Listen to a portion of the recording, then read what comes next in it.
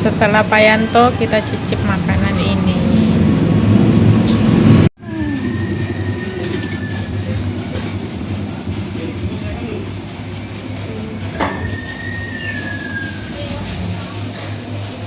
Emang ya keluarga gue diketawain ya.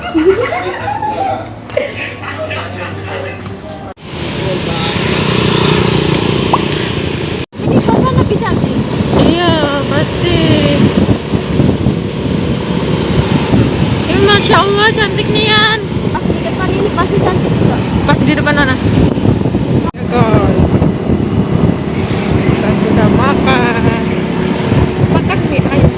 Ih, awannya cantik. Beautiful sky. Beautiful.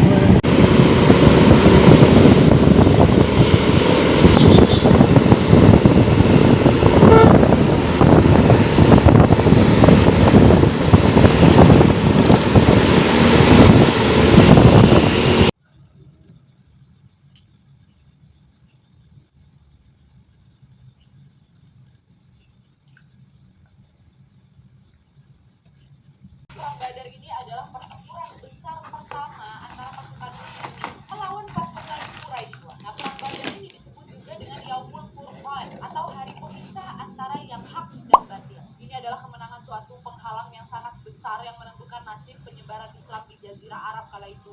Dan perang Badar ini juga merupakan perang yang menentukan eksistensi dakwah umat Islam selanjutnya. Dan dalam perang inilah perang satu-satunya yang malaikat pun turun untuk berperang. Dan atas izin Allah Subhanahu wa taala pasukan muslimin mampu mengalahkan musuh yang jumlahnya 3 kali lipat lebih banyak. Perang ini terjadi pada 17 Ramadan 2 Hijriah dan banyak kali rentetan peristiwa yang terjadi sebelum akhirnya Rasulullah dan para sahabat bertempur di medan perang Badar. Dan juga banyak kali kisah-kisah yang terjadi di perang Badar yang gak bisa aku ceritain satu persatu ini. Aku pilih beberapa kisah yang memang menurut aku paling menarik kali, Wak. Lengkapnya dari video Ustaz Khalid ya. Nah, sekarang kita awali dulu pemicu perang Badar ini apa ya.